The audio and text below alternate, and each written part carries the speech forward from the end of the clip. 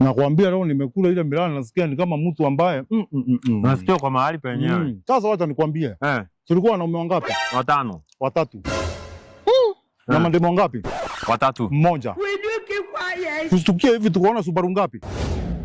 4. Subaru ni moja. Ai. Wanaume wakashuka wamenjaza hivi. Wakashuka na mzinga. Ya pombe? Ya asali. Mzinga ya nyuki.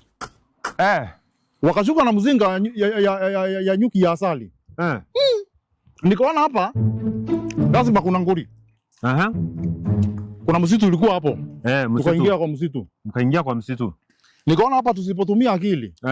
Hatutatoka na asali. Asante. Kwa sababu ndikasi tulikuwa tunaingia hapo. Hatutatoka na asante. Nataka hii 2025. Vini nataka hii 2025. Kabla ishe. Uko na drive gari? Hapana, nilikuwa nasafisha mahali nimechafua randa.